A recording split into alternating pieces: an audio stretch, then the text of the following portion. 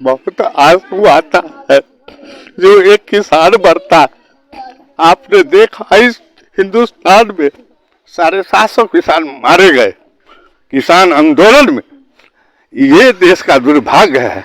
आज हमारा किसान इस पेड़ को पालने में कम से कम 6-7 महीना लगा है। देश यही किसान हमारे देश को पालता है, भोजन देता है, सब्जी देता है, अनाज देता है। इनकी ये दुर्दशा ये नेताओं की दिखाई नहीं दे रहे हैं। बैठे बैठे तो बड़े बड़े रसगुल्ले खा रहे हैं, 5 स्टार में पार्टी कर रहे हैं। ऐसा ये देश का दुर्भाग्य है। किस तरह का दुर्भाग्य है हमारे क्षेत्र के लिए, हमारे किसानों के लिए, जो कि हमें अन्न देती है, खाने को प्याज देती है। जो भी लोग शहर में रहते हैं, आज ये किसान के वजह से वो वहाँ पे बैठे हुए अनाज और स्वच्छ अनाज खाते हैं। लेकिन अगर इन्हीं का यह हालत होगा तो कल का वो दिन दूर नहीं जो श्रीलंका का हालत हुआ है, कल का फिर वही हालत हमारे भारत का होगा। लेकिन भारत का जब ये दशा होगा तो बचाने वाला कोई नहीं होगा। आज तो मोदी जी श्रीलंका को बचाने के लिए इतने दावे करते हैं, वहाँ पे अन्न चावल भेजते हैं, लेकिन अपने देश के किसानों के बारे में सोचे कि उसका क्या हालत है। इस वक्त हम बालकृष्णपुर मरवा में मौजूद हैं। जी हाँ, बालकृष्णपुर मरवा, वही बालकृष्णपुर मरवा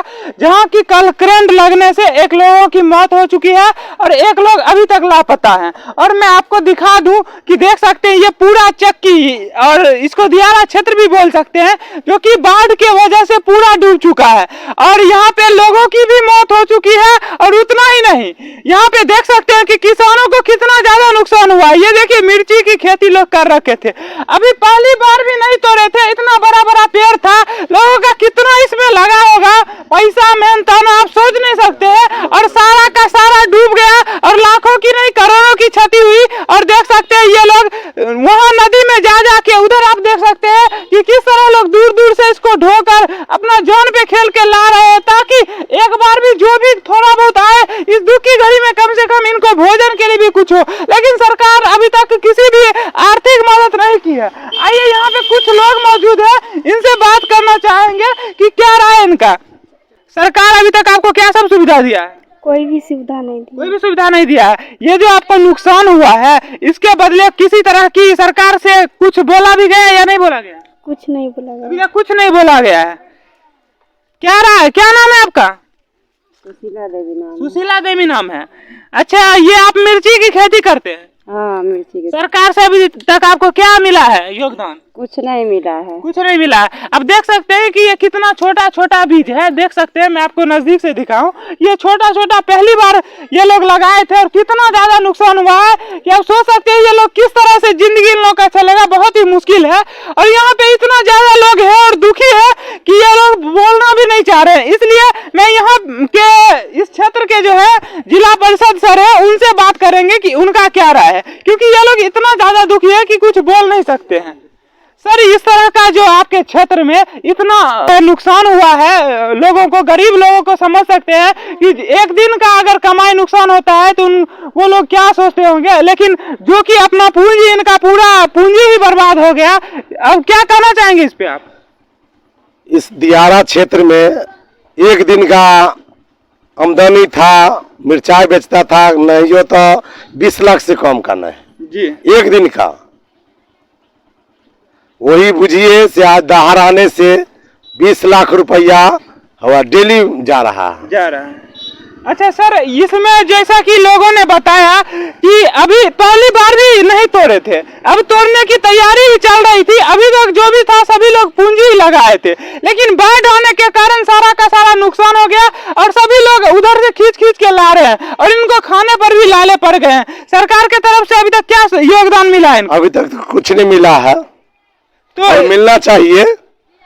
कुछ नहीं मिला है, मिलना चाहिए। तो अभी तक आपने सरकार से कुछ गुजारिश किया है या नहीं किया है? हाँ, किए हैं।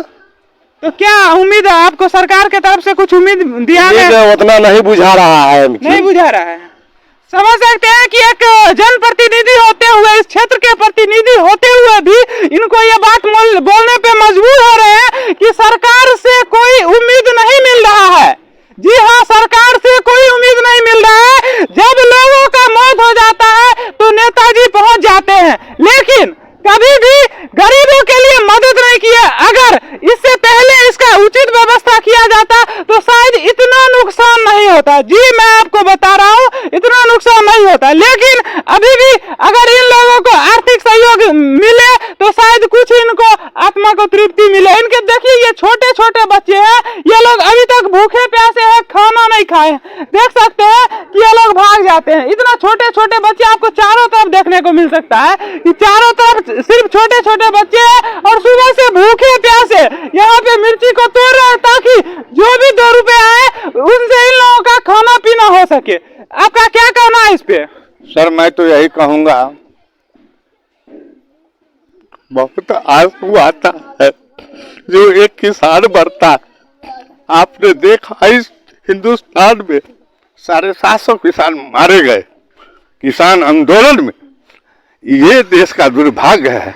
आज हमारा किसान इस पेड़ को पालने में कम से कम 6-7 महीना लगा है, बीज रोपे हैं, बड़ा किए हैं। जितना अपने औलाद को नहीं किया होगा उससे ज्यादा इस वृक्ष को लगाए हैं। इस किसान को ये नौबत जो पेड़ आज उखाड़ के लाना पड़ रहा है, इन्होंने दवाई कहाँ से छिड़का, इस पेड़ को कहाँ से पाला। इतना बड़ा शीशी जिसका कीमत 800, 700, 600 रफल है, तो ये है तो वो दो, ये दो तो बांझी खत्म हो जाएगा, ये दो तो फल खत्म हो जाएगा, जड़ में दो। और किसान इतना मेहनत करने के बाद इतने दुर्दशा में आ चुके हैं, उसके बावजूद भी सरकार सुनने को राजी नहीं। अभी हम लोग प्रशासन के पास गए, उनको बोल रहे भाई इनको ढलाल घोषित किया जाए, तो वो बोल रहे 2 फीट पानी और भरेगा तब क्या पूरा लोग मर जाएंगे, तब प्रशासन आके किसके लिए क्या करेगा। ये बड़ी दुखी घटना है, बड़ा अफसोस आ रहा है जो हमारे देश का किसान, जिस देश यही किसान हमारे देश को पालता है, भोजन देता है, सब्जी देता है, अनाज देता है, इनकी ये दुर्दशा ये नेताओं की दिखाई नहीं दे रहे हैं। बैठे बैठे तो बड़े बड़े रसगुल्ले खा रहे हैं, 5 स्टार में पार्टी कर रहे हैं। ऐसा ये देश का दुर्भाग्य है। ये दुर्भाग्य है, किसान के साथ कितना बड़ा नाजायज हो रहा है। मोदी जी तो एक से एक वादे करते हैं कि किसान हमारे देश के सर्वोच्च है, किसान के साथ अन्याय नहीं हो सकता। उन्होंने आज तक लाल किले में कोई ऐसा देश का प्रधानमंत्री नहीं था जो शहर के सच बोलता था। ये तो सब झूठी बोले। किसको 15 लाख रुपए दे दिए, कौन सा 2 करोड़ नौकरी दे दिया। हाँ इन्होंने किया, इन्होंने किया। किसके लिए किया? अंबानी जैसे लोग के लिए किया। 1.5 लाख करोड़ रुपया इन्होंने माफ कर दिया, लेकिन इस किसान की मुआवजा देने के लिए 10 रुपए नहीं है। जो इन किसान के पास आके ये कुछ बोले, इनके लिए अंबानी जैसे लोग चाहिए, अदानी जैसे लोग चाहिए, नीरव चोकसी जैसी लोग चाहिए, विजय माल्या जैसी लोग चाहिए। और इनके पास और कौन किसान इनके दरवाजे पे जा सकता है?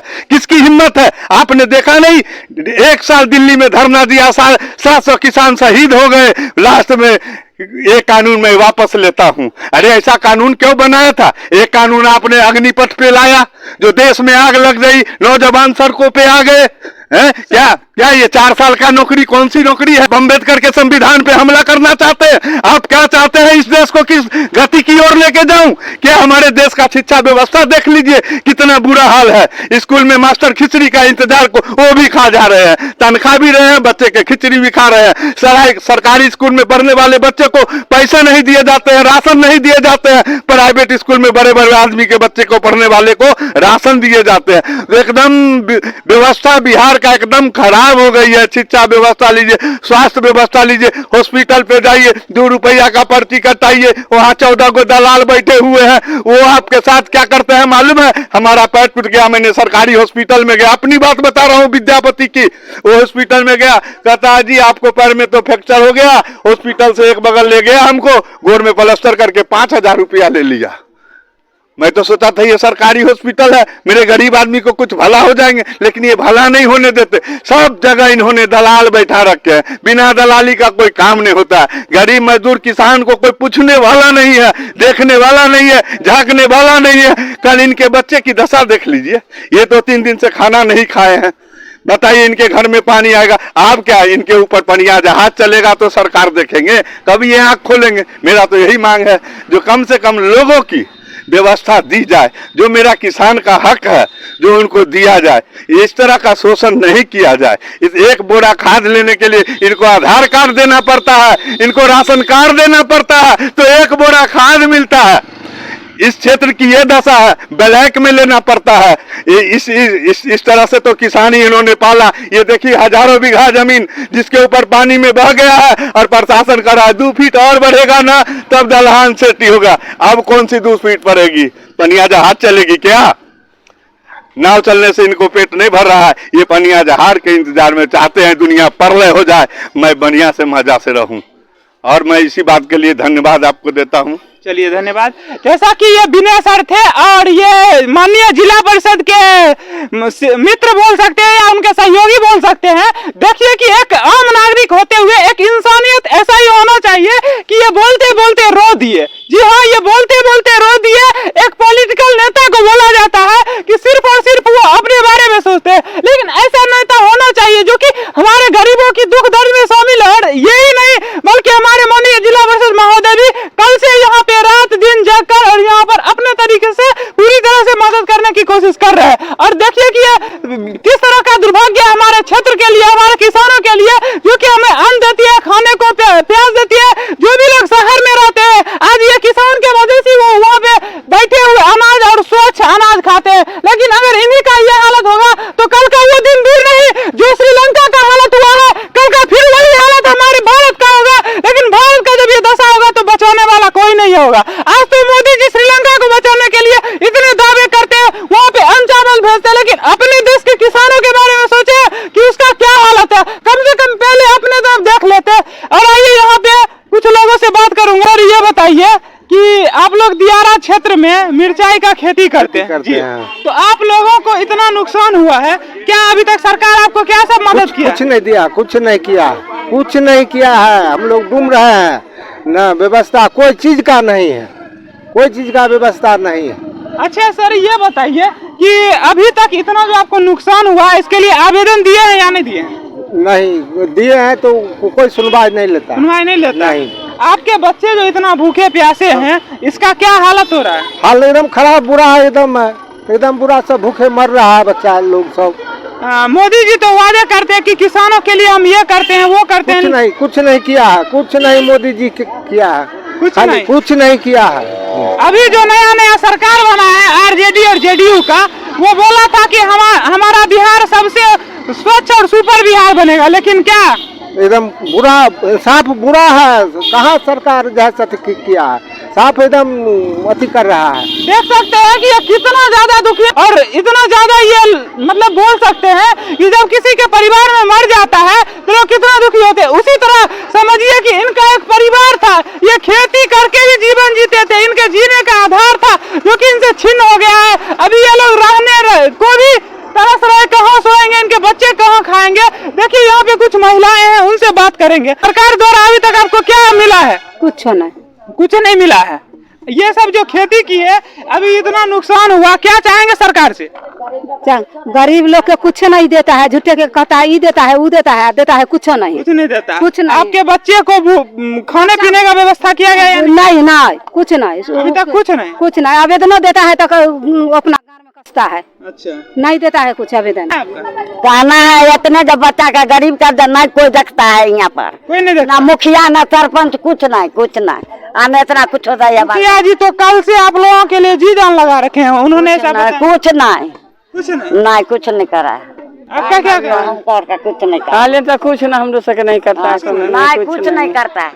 देख सकते हैं कि माननीय मुखिया जी और सरपंच जी से भी ये लोग बहुत ज्यादा दुखी हैं, क्योंकि यहाँ पे अभी तक उनके तरफ से भी कुछ व्यवस्था नहीं किया गया। आपको बता दूं यहाँ पे मुखिया जी मौजूद ही हैं और इनके बारे में शिकायत किया गया है। तो मैं सीधे इनसे सवाल करूंगा, क्योंकि ये इस क्षेत्र के महामहिम है और इनसे सवाल करना मेरा फर्ज है। सर, जैसा कि बताया गया है कि अभी आपके तरफ से भी कोई सहयोग नहीं दिया गया है, तो कम से कम अभी जो है आप अपने तरफ से कुछ यहाँ पे इन लोगों के लिए खाने पीने की व्यवस्था कर सकते थे ना? नहीं, ऐसी कोई असुविधाओं का सामना भी तो नहीं कर रही बात राहत की, तो जब शासन प्रशासन से बाढ़ घोषित हो जाएगी उसके बाद ही कुछ होता है।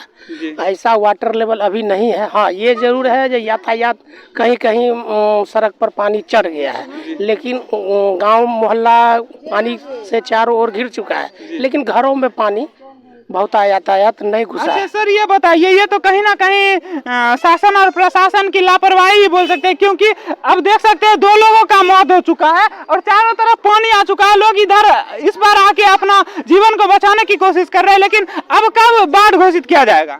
ना, 1 लोगों की मौत हुई है, वो आपदा है। ये आपदा जो है सो प्राकृतिक आपदा जो है वो ईश्वरीय देन है, कब कहाँ किसके साथ घटित हो जाए कहा नहीं जा सकता है। और रह गई बाढ़ जैसी स्थिति, अभी बाढ़ पूर्व जो तैयारी होनी चाहिए थी, कल भी अंचल अधिकारी महोदय, उसके बाद अनुमंडल पदाधिकारी महोदय वो सब आए हुए थे, विजिट किए हैं।